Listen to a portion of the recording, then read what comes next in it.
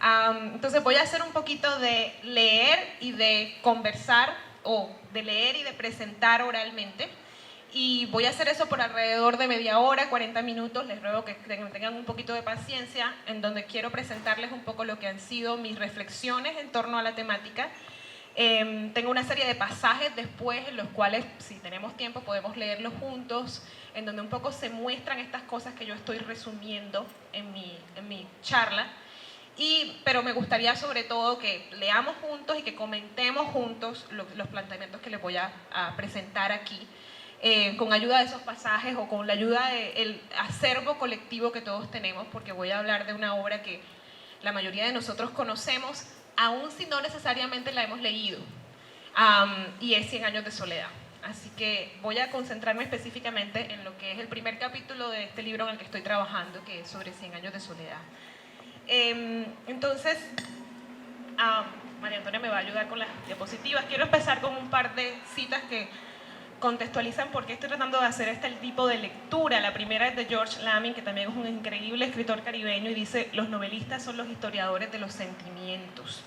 Y precisamente de eso, de la historia de los sentimientos, es que me gustaría a mí hablar en este libro.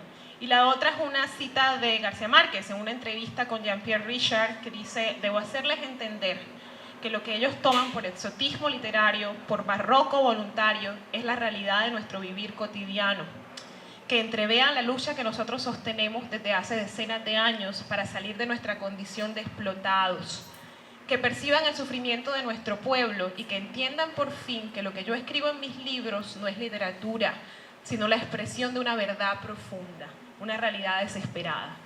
Y esto resume lo que es la manera como yo me acerco a los textos literarios, y en busca de esas realidades profundas, desesperadas, y al mismo tiempo en busca de esa psicología de la cultura y de esa historia de los sentimientos. Entonces, en unos segundos les voy a contar qué es lo que vamos a hacer en esta charla, pero me parece importante también explicar qué es lo que no voy a hacer.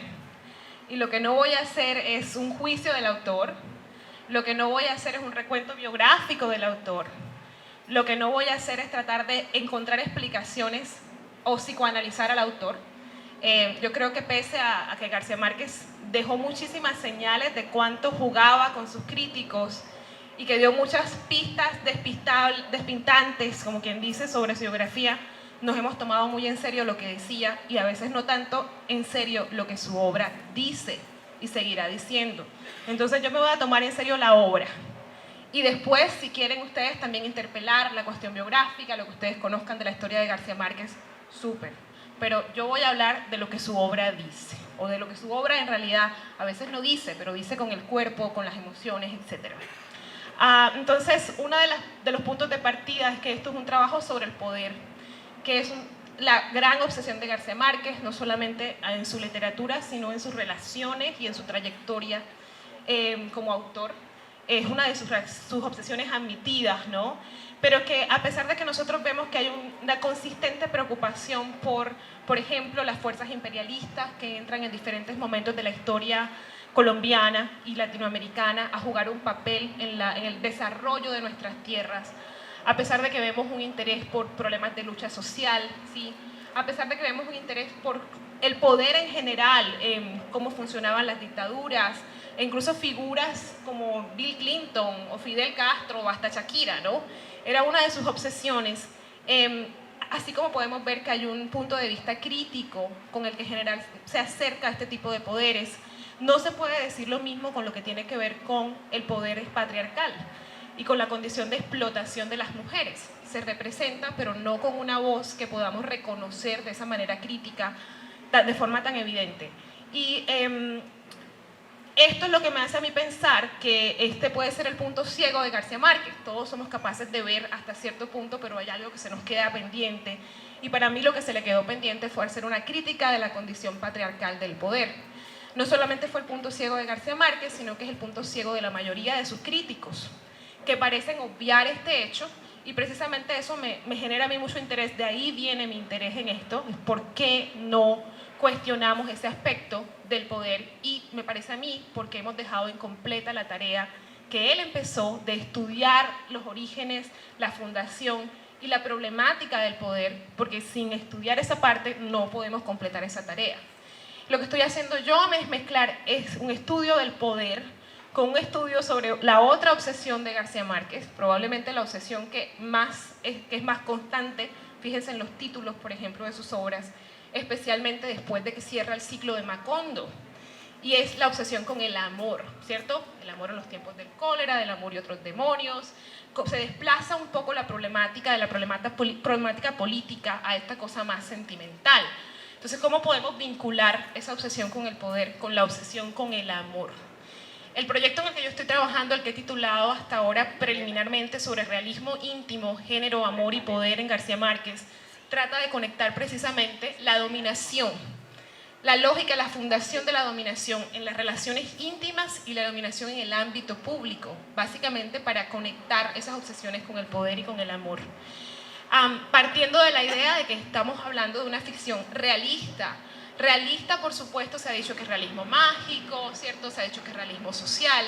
Yo quiero proponer esta idea de que hay en realidad un realismo íntimo también, que tiene que ver con las verdades profundas de las que él habla, son las verdades de los sentimientos, las verdades de cómo nos conectamos entre nosotros, las verdades que tienen que ver con esa relación con nosotros mismos y con la relación con las personas a las que más amamos, nuestros afectos inmediatos.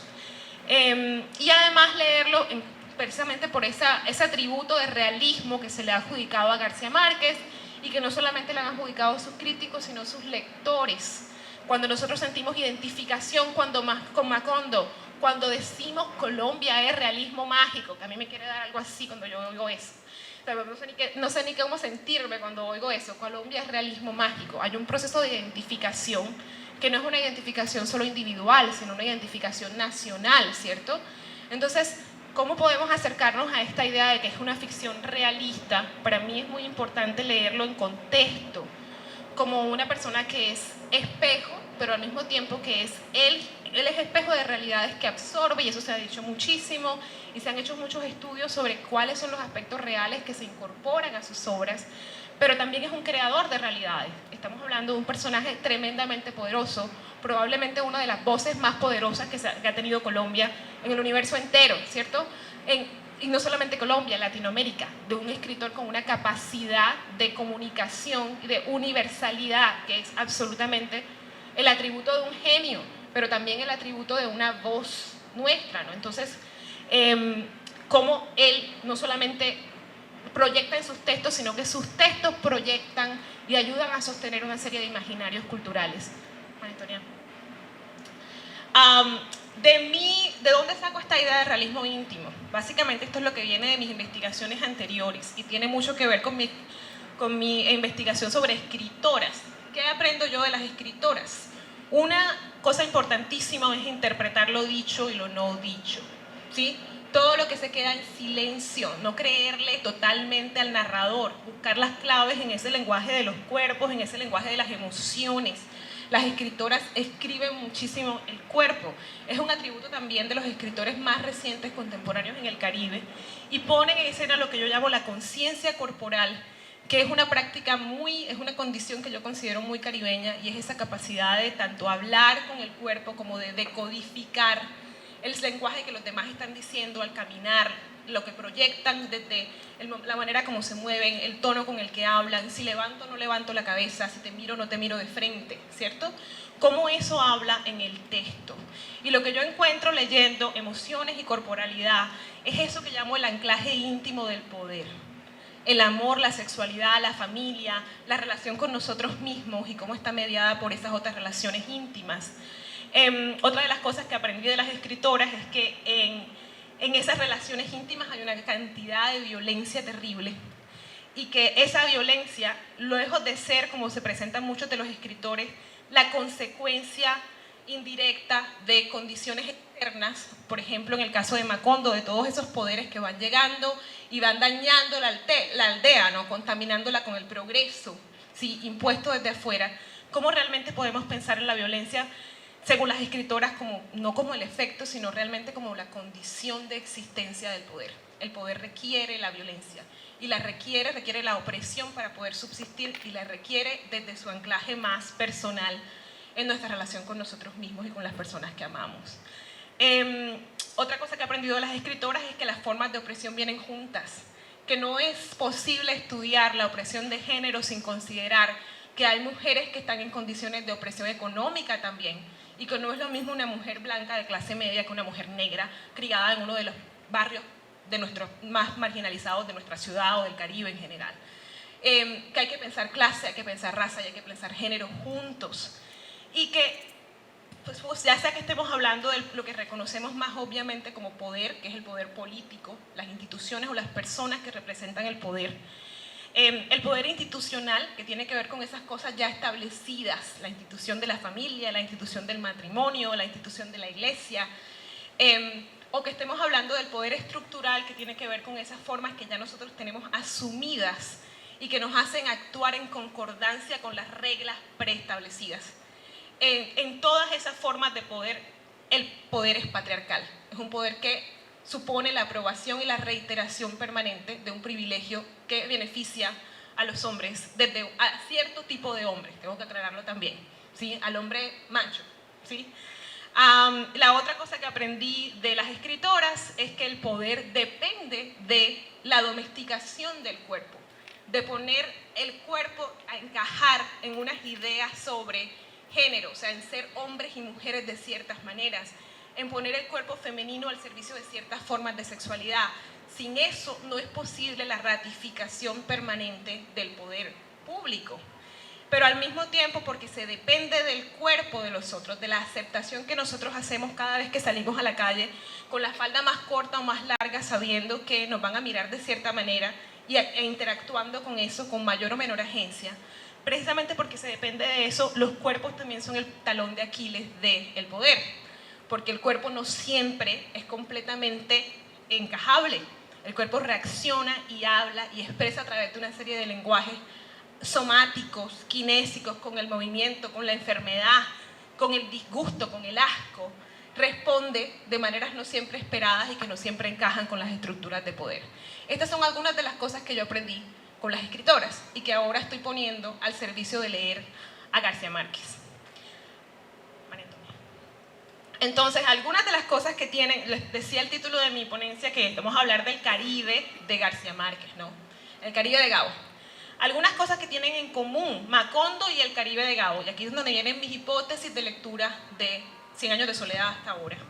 Primero que la autonomía erótica y esto es una cita de Jackie Alexander, de las mujeres y otros sujetos feminizados, debe someterse a la economía patriarcal del deseo. ¿Y qué es eso de la economía patriarcal del deseo? Resumámoslo en un dicho muy popular.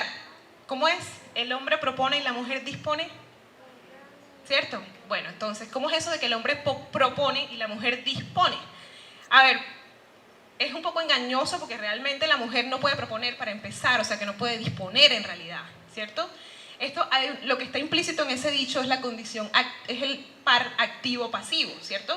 El hombre propone, él es el activo en la expresión del deseo, y la mujer decide si lo hace o no lo hace, cosa que si nosotros miramos a los índices de violaciones, de femicidios, de abusos de todo tipo, tampoco es cierto que la mujer dispone. No siempre tiene derecho a decir que no, ¿cierto? Pero esa es la primera condición de esa economía patriarcal del deseo. La condición activa del deseo masculino y la condición pasiva del deseo femenino. Que en mi opinión, pese a las múltiples transformaciones de las condiciones de las mujeres en las últimas décadas, que son muchas, que ha sido realmente la revolución feminista, probablemente la revolución más exitosa del siglo XX, seguimos muy fregadas con esta economía del deseo, porque básicamente lo que concluyo con mi estudio de lo que fue la formación de las niñas en escritoras es que nuestro deseo sigue siendo construido socialmente como el deseo de ser deseadas. ¿Qué significa eso?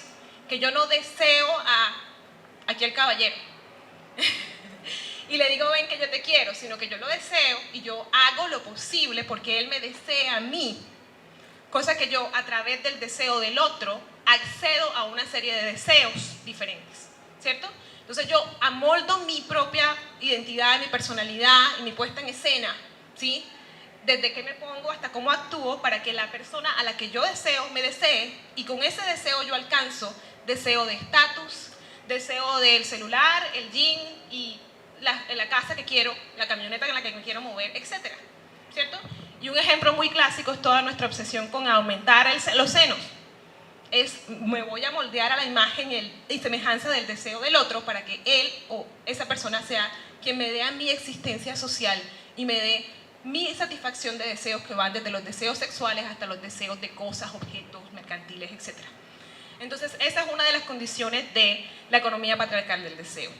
Otra de las cosas de esa economía patriarcal es que las mujeres son clasificadas en función de su papel para los hombres. Y esto yo creo que todos lo hemos visto antes todos en diferentes manifestaciones, ¿no? Las mujeres pueden ser vírgenes, que son esas mujeres que tienen la sexualidad latente y son las mujeres dignas de casarse, ¿sí? Ya no necesariamente tienen que ser vírgenes, pero todavía tenemos una serie de marcadores que definen quién es la mujer de sexualidad manejable, ¿cierto? De sexualidad respetable, que es la que puede llegar a ser, siguiente uso, la madre, que básicamente también es una sexualidad de uso, en este caso, para la reproducción. La mujer que puede ser la mamá de mis hijos. Y por último están esas mujeres que no son necesariamente las mujeres que venden su cuerpo o su sexualidad, sino todas estas mujeres que la usan de manera no aprobable, ¿cierto? Y esas mujeres básicamente son una sexualidad de uso. Esa es básicamente la clasificación que vamos a encontrar entre las mujeres de García Márquez. Hay básicamente mujeres solteras, vírgenes, solteras o solteronas, madres, matriarcas, poderosas, que merecen toda esta posición social porque se lo han ganado con ese trabajo y ese sacrificio, etc. Y hay estas otras mujeres que son las sinvergüenzas o que son las prostitutas, que hay las putas alegres, que hay muchas de ellas en los textos de García Márquez, las amantes, las queridas, etc. ¿Sí? Todo esto parte de la idea de que no existe un deseo femenino y de que si existe no debe tener una expresión pública. Esa es otra de las condiciones de este, digamos, universo de la sexualidad. Desde un doble estándar de la sexualidad, donde para los hombres ser un sujeto sexual activo es una fuente de fortalecimiento y de empoderamiento social, mientras que para las mujeres es una fuente de denigración o, en el mejor de los casos, de subordinación, porque si de alguna manera el único espacio donde la sexualidad sigue siendo sancionada positivamente es cuando estás con una pareja, por cierto, una pareja heterosexual que valide esa expresión del erotismo femenino, o sea que el erotismo femenino prácticamente no existe fuera de esos parámetros. Otra cosa muy interesante del mundo garciamarquino es esta figura de la matriarca, que ha sido probablemente la que más ha generado interés en la crítica, en especial de 100 años de soledad, el matriarcado de Úrsula. ¿En qué consiste el matriarcado de Úrsula? Janet Monsen habla de cómo en el Caribe, por la serie de migraciones que hubo para trabajar, etcétera, por el constante movimiento de los caribeños, la mujer ha tenido muchísimas veces que ser la cabeza de hogar. Eso lo sabemos todos porque conocemos muchísimas de esas mujeres cabezas de hogar. Y sin embargo, dice ella, esas mujeres continúan practicando un patriarcado en ausencia. Ellas son las primeras en defender, y eso lo he escuchado también muchas veces como una excusa del machismo. Ay, es que las mujeres son las más machistas, porque la mamá cría al hijo para el privilegio, ¿cierto? Y entonces mantiene el privilegio masculino. Sí, esa es una de las grandes paradojas de las matriarcas, que su poder es ejercido en función del privilegio masculino, ¿sí? Continuamos, por favor. También otra de las cosas en común entre García Márquez y el Caribe, por lo menos el Caribe en el que yo viví, ustedes me corrigen por favor después, si les parece que aquí, yo estoy segura que hemos avanzado muchísimo, pero hay unas de estas cosas que siguen muy metidas en nuestro imaginario cultural.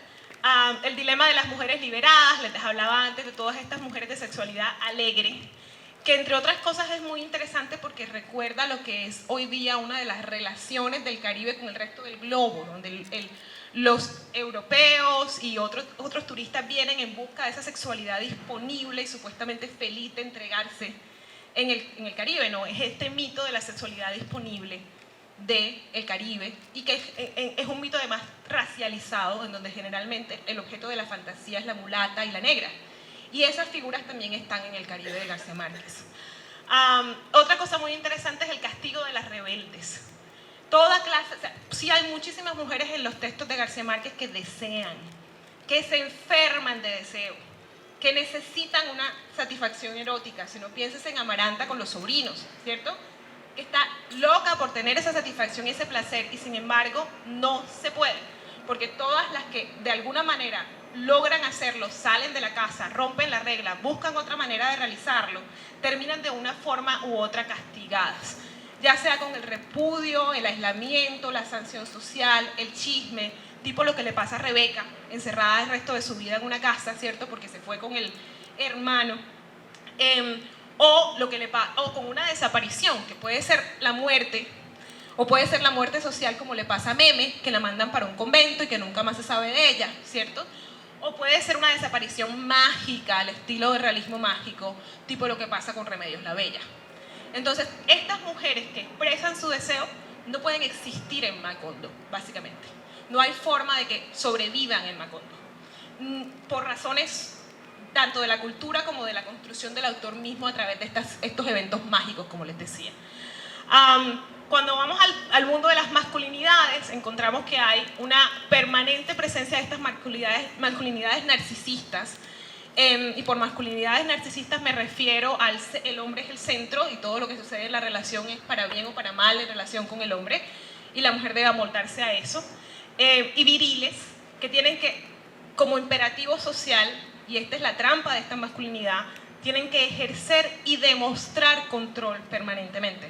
Esto es lo que ha hecho que algunos de los investigadores hablen de estas masculinidades como masculinidades paranoicas. No sé si han dado cuenta que el hombre caribeño tiene que estar mostrando sombría permanentemente, porque la amenaza permanente de que no sea suficientemente hombre está ahí, y hay que de alguna forma mostrarlo, ya sea haciendo hijos, ya sea coleccionando mujeres, ya sea atacando homosexuales, pero yo tengo que demostrarle al mundo que yo soy hombre.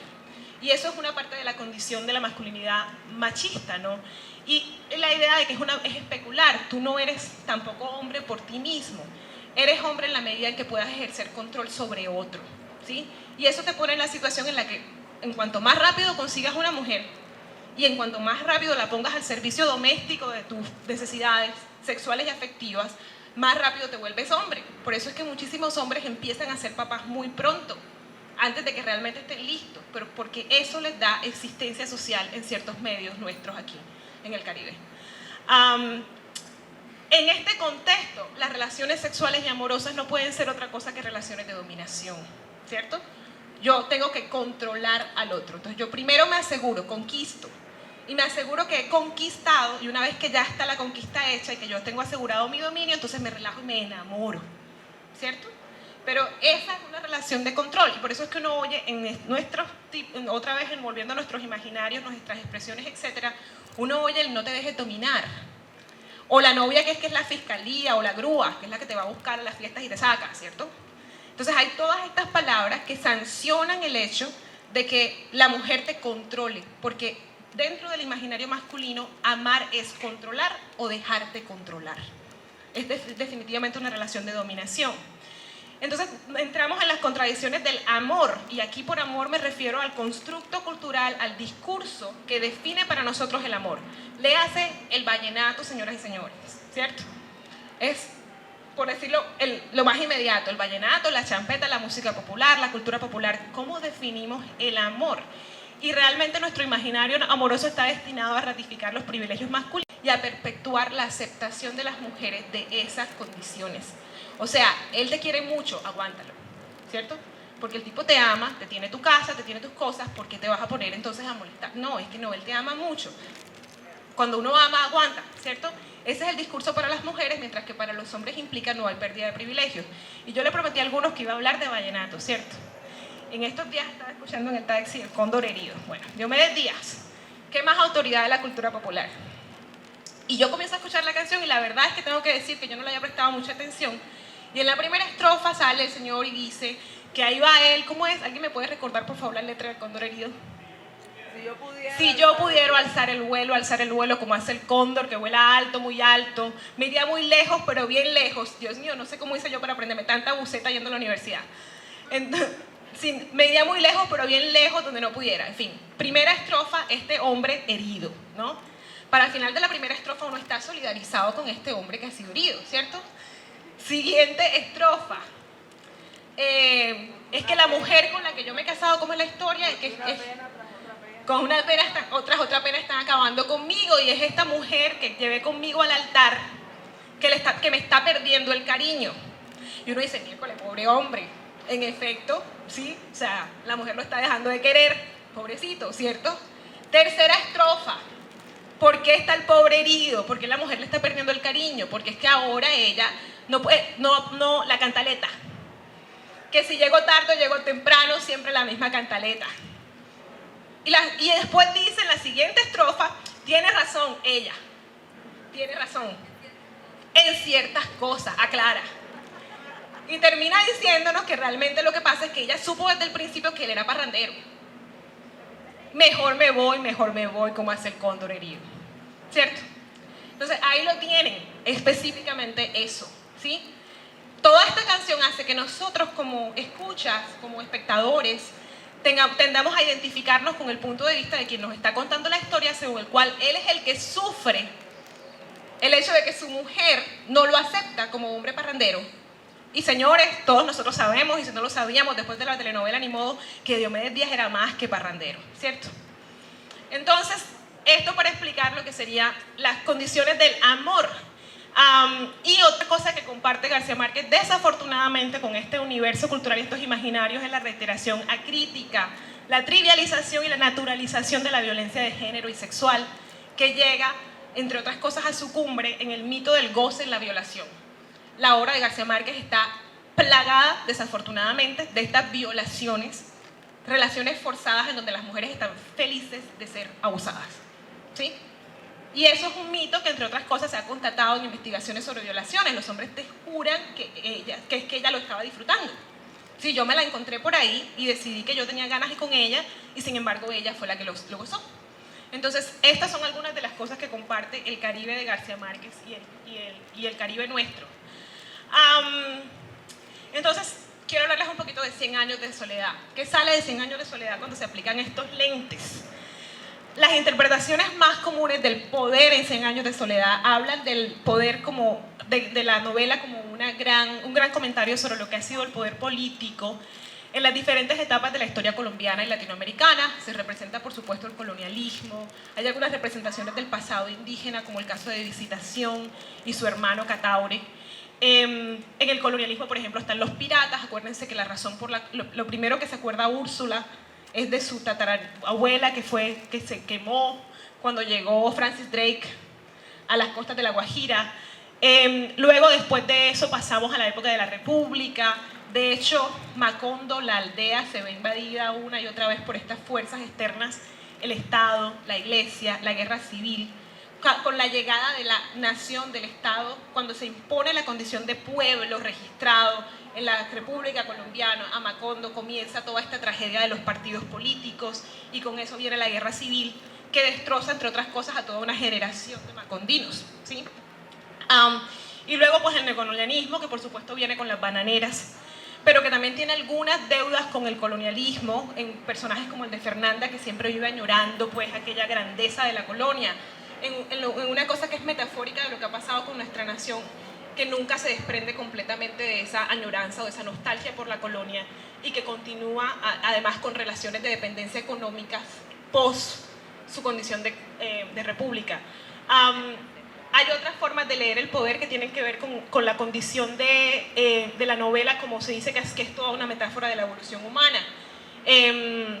Con su Edén, con la tentación, con la salida del paraíso, cuando Úrsula y José Arcadio se tienen que ir de Macondo, se tienen que ir de su pueblo e ir a fundar otro pueblo que es Macondo. Hay un éxodo, ¿cierto? Hay una Babel en el momento en el que no se pueden entender y viene la peste del olvido y el lenguaje se pierde, tenemos la Babel. Entonces hay todas estas etapas en la novela que corresponden a la historia mítica humana, específicamente al discurso bíblico. Y en cada una de esas etapas también hay un dilema del poder. Se puede pensar en el poder del narrador y de la escritura, ¿sí? Cuál es el poder del que crea el texto, cómo crea también al pueblo y lo destruye ya al final de la historia, del narrador de la novela, de los manuscritos y de la novela misma, como herramienta de difusión internacional, global, de unas ideas también de lo que somos nosotros como cultura, ¿no? La novela misma ejerce poder en esa construcción de los imaginarios colectivos.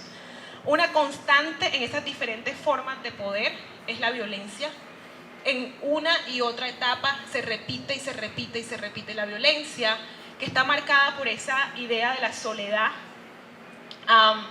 que puede interpretarse de diferentes maneras. La soledad es, como lo confirma luego él en su discurso de la soledad de América Latina, la soledad es la metáfora del aislamiento, es la metáfora de la explotación también por parte de los poderes del primer mundo antes y después, o del mundo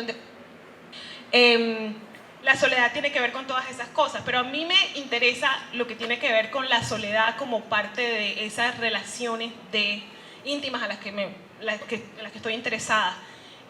Y lo que yo encuentro es que lo que no hemos mirado son los resortes íntimos del poder. Cómo se ancla ese poder en las relaciones afectivas y sexuales. Y una de las cosas interesantes, por ejemplo, es revisar la ambivalencia del patriarca. José Arcadio Buendía es un personaje que de alguna manera todos admiramos, aunque tiene un final un poco patético. Y es muy interesante ver cómo, a pesar de que hay una gran empatía entre el narrador y este personaje, el personaje realmente se pone, no es completamente un personaje súper macho, y sin embargo, creo que lo más interesante de mirar, el punto más importante que se ha obviado en la lectura de José Arcadio Buendía es su condición de engendrar violencia. Es el hecho de que la fundación de Macondo misma tiene que ver con la violencia que ejerce José Arcadio. Y María Antonia, te voy a pedir que te vayas porque quiero que miremos este pasaje. Sigue, adelante, son 2 o 3 más. Esto tiene que ver, ¿cuáles son las, perdón, devuélvete? Estas son las relaciones íntimas de Macondo, ¿sí? Generación tras generación. Quién se relaciona con quién y cuáles son de esas relaciones las que producen la reproducción de la familia y del linaje. Continúa, por favor. Entonces, en esa primera generación, este es el incidente por el cual se termina fundando Macondo. ¿Alguien recuerda este incidente? ¿Cómo es que termina yéndose José Arcadio Buendía y Úrsula de Macondo?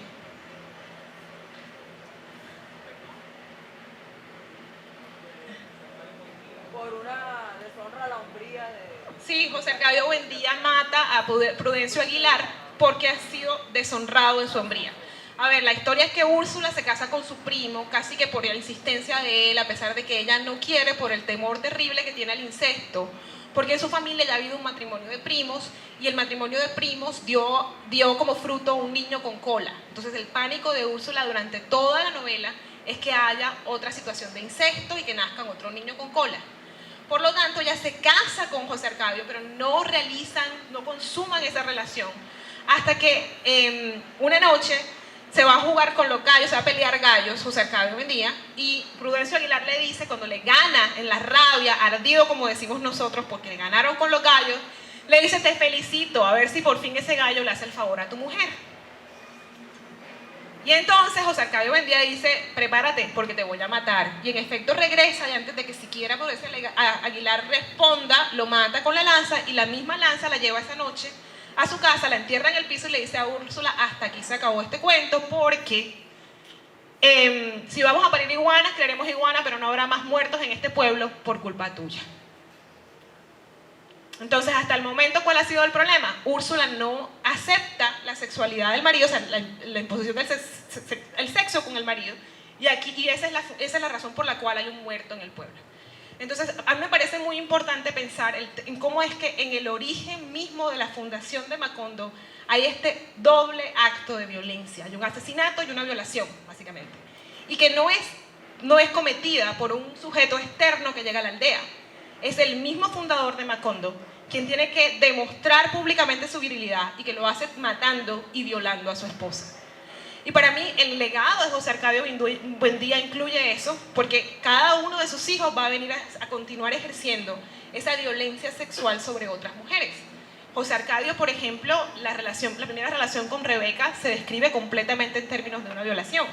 Y una y otra vez, hasta el último de los encuentros, que se supone que es el que se va a convertir en verdadero amor, el de Amaranta Úrsula con Aureliano Babilonia, se describe otra vez como un acto forzado y un acto de violación. Entonces yo creo que para pensar el poder y la violencia en la novela hay que pensar en la violencia que se genera desde adentro, y es la violencia patriarcal que ejercen los Buendía contra sus mujeres. María Antonia, devolvámonos, por favor. Volviendo a estos personajes, continúa para atrás. No, espérate, adelante. Ah, no, sí, atrás, perdón. Entonces les decía que me parece muy importante pensar en la violencia fundacional, en ese asesinato y esa violación, y en la condición cíclica de esa violencia, o sea, desde afuera y esos poderes invasivos y su modelo de explotación, pero desde adentro está este imperativo de demostrar virilidad, el afán de controlar al otro, es básicamente la condición patriarcal del poder, y es ese contrapunto el que realmente genera el ciclo interminable de violencia que va a destruir a Macondo eventualmente. Para mí el origen de la soledad de la novela es la incapacidad de amar sin controlar. El hecho de que ninguno de los Buendía, y eso incluye también a las mujeres, puede amar sin dominar al otro. Es esa forma de amor la que condena completamente a los Buendías a la soledad. Entonces, ¿dónde está el enlace entre el poder público y el íntimo? Para mí, en el deseo de dominación. Y personalmente creo que esa es una de las razones por las cuales nos cuesta mucho trabajo deshacernos de toda clase de tiranías. Porque la revolución de turno viene y tumba al señor que está en el poder, pero el que se sube tiene el mismo afán de dominar que tenía el anterior. Y a la larga ese afán de dominación se posesiona una vez que la persona está en el poder y se vuelve más importante que la racionalidad de cualquiera que haya sido la causa que llevó a la persona a ese lugar. Y eso lo vivimos constantemente nosotros. Entonces para mí el gran dilema de nuestra sociedad es ese, que somos inherentemente violentos porque el afán de controlar, los poderes siempre están instigando ese afán de dominar para que nosotros tengamos que seguir en la ilusión del control, que decía un babalao, sacerdote santero, que el control es una ilusión que te controla, ¿cierto? Realmente no controlas nunca, pero estás siempre buscando controlar. Y eso es suficiente para que todos seamos controlables, de hecho. Continuamos, por favor. La trampa para las macondinas, comencemos en mujeres por un momento. La trampa específicamente de esas relaciones de dominación es que básicamente el afecto y el placer solo pueden existir en condiciones de subordinación. Yo tengo que aceptar que el otro es realmente el centro de la relación y amar a ese otro en su narcisismo para poder conseguir la satisfacción de mi propio deseo sexual, o mi propio deseo de estatus, de estabilidad económica, familiar, social, etc. Con lo cual el amor siempre aparece en contra de la autonomía personal de los personajes, y creo que eso es muy evidente en cada uno de los grandes personajes de la novela. En Úrsula, por ejemplo, que es nuestra gran matriarca, ¿cierto? Vemos esa maternidad como poder. Mucha gente ha hablado del poder de Úrsula. Y sin ninguna duda, Úrsula es un personaje tremendamente poderoso, ¿sí? Es más, yo creo que Úrsula su poder no ha sido completamente admitido y explorado, aunque muchos de sus críticos apuntan al hecho de que, por ejemplo, es Úrsula quien trae la modernidad a Macondo. Y vamos a pasar un momentito a una de las otras. Siguiente. Por ejemplo, cuando José Arcadio, el hijo, decide irse con los gitanos, es Úrsula quien se va en busca de el hijo. Para ese entonces, José Arcadio Buendía, el patriarca, ha hecho no sé cuántos intentos de encontrar el camino hacia los inventos, el camino hacia el mundo moderno, y ha tenido que volver con todos sus hombres macondinos, fracasando una y otra vez. Úrsula se va, y 5 meses después de su desaparición, para entonces, por cierto, quien está criando a Amaranta es José Arcadio. Quien le da el tetero a Amaranta es José Arcadio. Fíjense la inversión de los papeles aquí.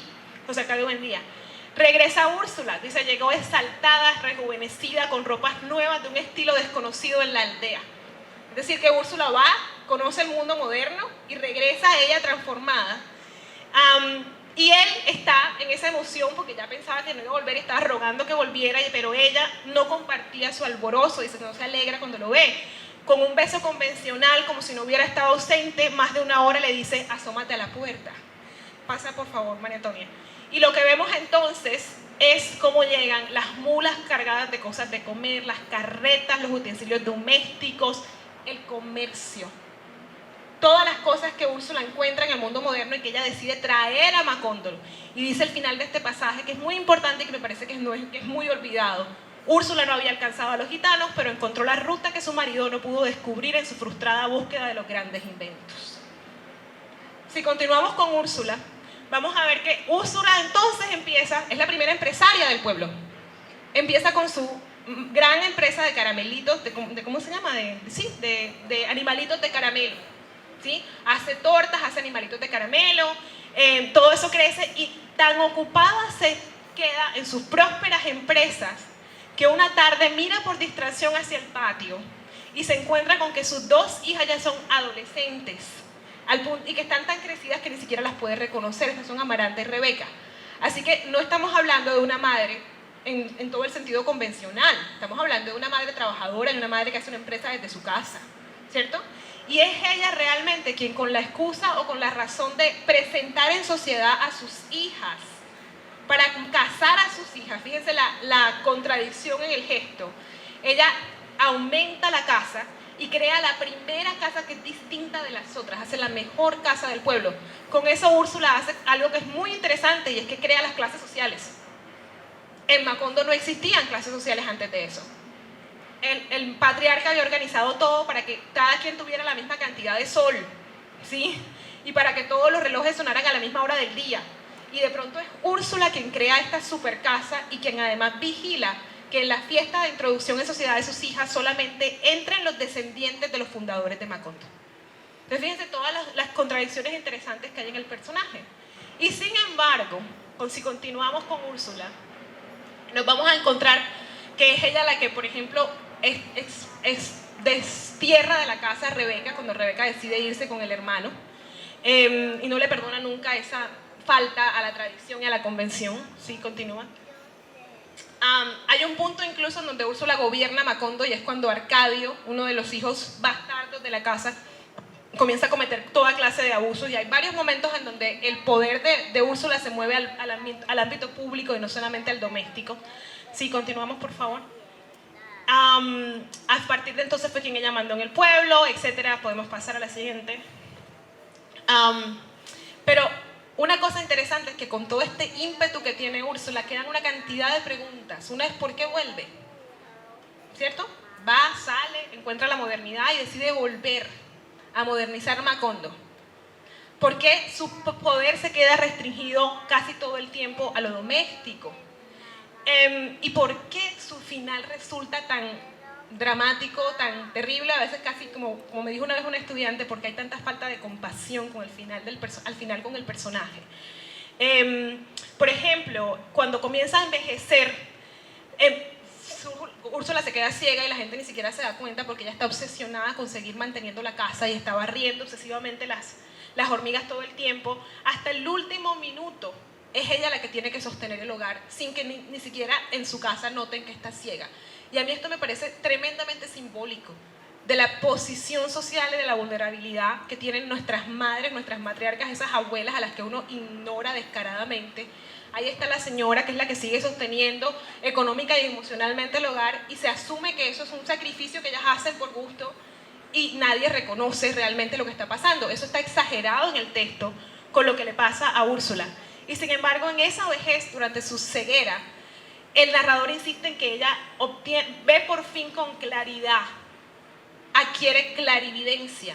Y en ese contexto ella juzga la situación de sus hijos. Y ese juicio es muy interesante.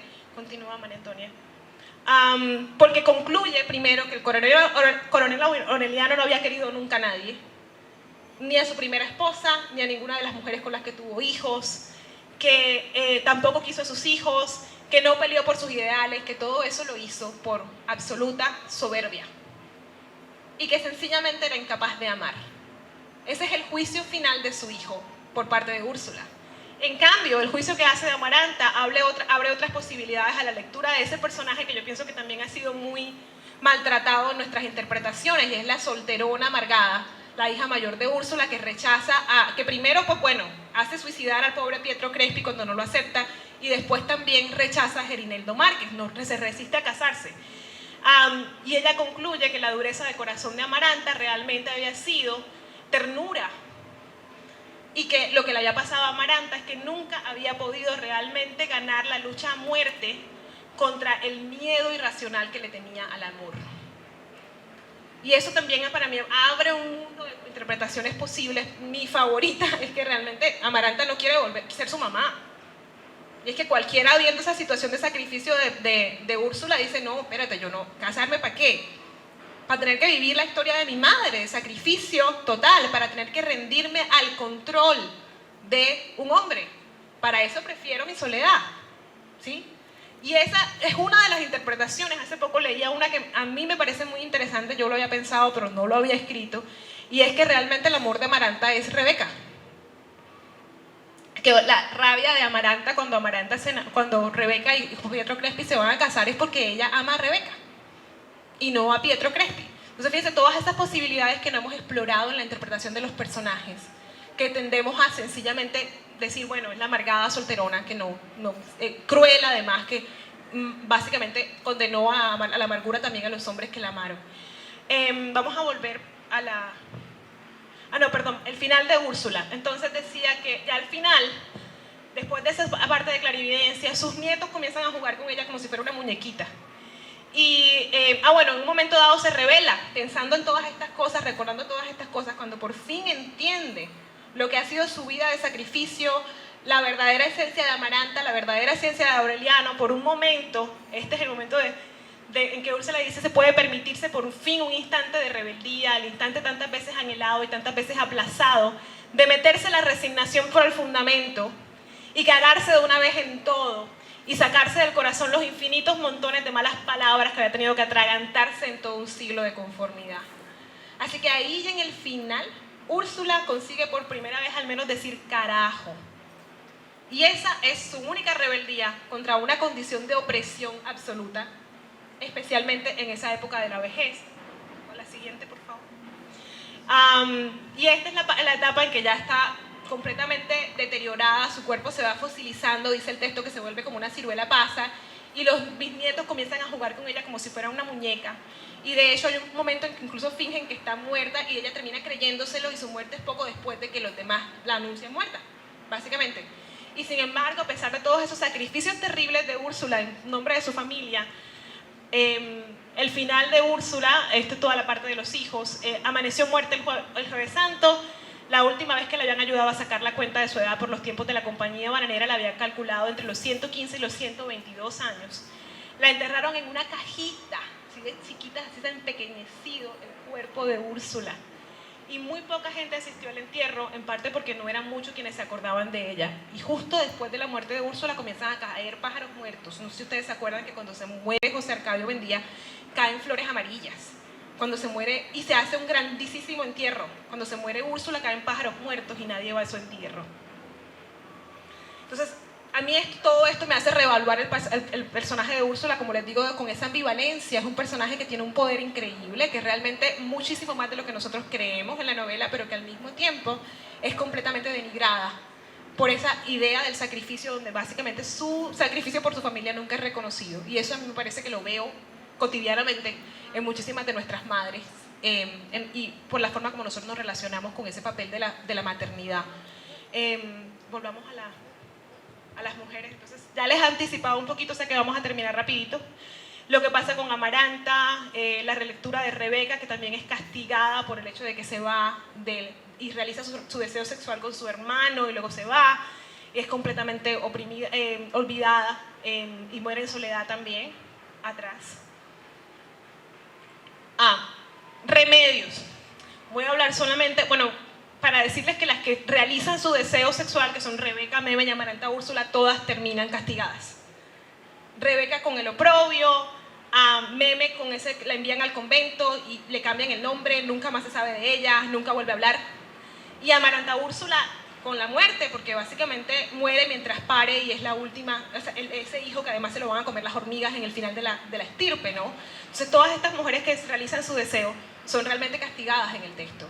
Y otra cosa pero bueno, hay un personaje que a mí me parece que también es muy interesante para abrir nuevos horizontes a las lecturas, y es Remedio.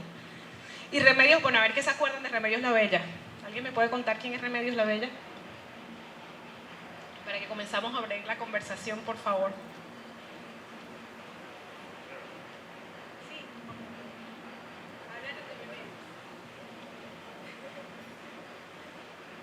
Bueno, ¿qué recuerdas de Remedios?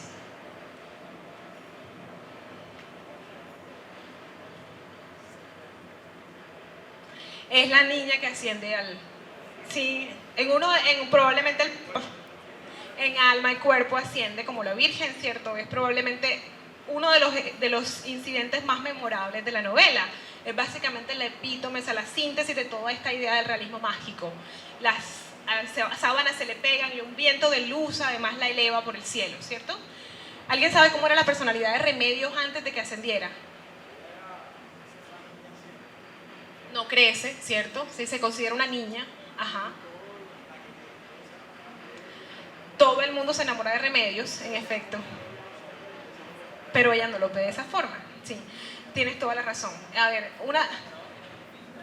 todos los que se enamoraban de ella, además tienen un final trágico. Entonces, básicamente Remedios es esa febe fatal, ¿no? Que todos se enamoran de ella, pero lo interesante para mí de Remedios es que Remedios no se entera de eso.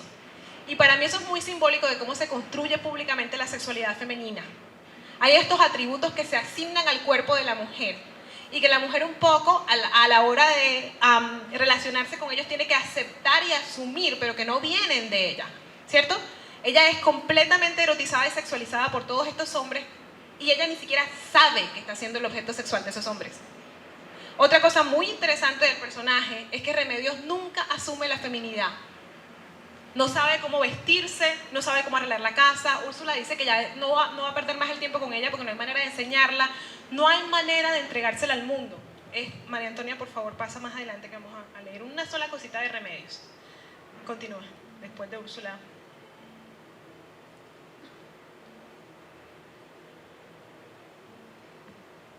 Remedios. No era un ser de este mundo, llegó a los 20 años sin aprender a leer y escribir, sin servirse de los cubiertos en la mesa, paseándose desnuda por la casa porque su naturaleza se resistía a cualquier clase de convencionalismo. Cuando un hombre se enamora de ella y dice que se está muriendo de amor, ella dice, ¿y ese hombre qué le pasa? Yo acaso soy un cólico de miserere, soy una enfermedad, pues, para que se esté muriendo por mí. Y cuando se muere, de hecho dice, fíjate lo simple que era, se murió por mí. Continúa. En cambio, el coronel Oñano Buendía es el único que dice que realmente que ella no es tonta, como todo el mundo cree, que no es retrasada mental, sino que de hecho es como si hubiera venido de 20 años de guerra, que lo que ella ve no lo ve nadie más, ¿sí? Y Úrsula está por una parte admirada de que le tocó una criatura virginal con esa pureza, pero al mismo tiempo preocupada porque dice que es una trampa diabólica en el centro de la candidez. Toda la sexualidad irrefrenable de Remedios que no viene de ella, sino de los otros. Continúa, por favor. La leyenda se alimenta porque varios hombres mueren por ella y así es como todos comienzan a tenerle miedo y dice el narrador, tal vez, no solo para rendirla, a ver, la suposición de que Remedios la Bella poseía poderes de muerte estaba entonces sustentada por 4 hechos irrebatibles. Esto es muy gracioso porque no sé si captan en la frase. La suposición está sustentada en 4 hechos irrebatibles, ¿cierto? Tal vez no solo para rendirla, sino también para conjurar sus peligros, habría bastado con un sentimiento tan primitivo y simple como el amor. La manera de vencerla era que se enamorara. Sin embargo, eso fue lo único que no se le ocurrió a nadie. Entonces, la trampa del amor está perfectamente sintetizada en esa frase cuando nos dice lo que faltó fue que alguien la enamorara. Si la enamoraran, la habrían dominado, ¿cierto? Continúa. Y hay un momento en que ya dice Úrsula decidió ya no renunciar al propósito de salvarla por el mundo, y esto es muy interesante lo que le dice ella, aunque ella sabe que no hubiera podido ser, porque los hombres piden más de lo que tú crees, le dice Úrsula. Hay mucho que cocinar, mucho que barrer, mucho que sufrir por pequeñeces además de lo que crees. En el fondo se engañaba a sí misma tratando de adiestrarla para la felicidad doméstica porque estaba convencida de que una vez satisfecha la pasión, no había un hombre sobre la tierra capaz de soportar, así fuera por un día, una negligencia que estaba más allá de toda comprensión. O sea, Remedios definitivamente no va a ser capaz de satisfacer las necesidades domésticas de un hombre, o sea que es imposible, no se le puede salvar por el mundo. Y así es como Remedios la Bella se queda vagando en una soledad que es probablemente la única soledad positiva en toda la novela, y es una soledad sin cruces a cuestas, madurándose en sus sueños sin pesadillas, en sus baños interminables, en sus comidas sin horarios, en sus hondos y prolongados silencios sin recuerdos. Es el único cuerpo femenino en la novela que se resiste a hacer el performance de la feminidad, que no quiere vestirse, ella no se viste con los trajes de ser mujer, ella no acepta su condición como mujer y por eso, irónicamente, tiene que irse de Macondo. Ese personaje no puede existir en Macondo. Un personaje que no asuma un rol de género, que no acepte esa condición, al parecer según el texto, puede solamente ser una virgen y escaparse mágicamente, porque ese tipo de personajes no tienen existencia en Macondo. Y esa es otra cosa que me parece muy simbólica, por darles así ya largo, y no quiero continuar aquí teniéndolos, quiero que hablemos, entonces voy a parar ahí.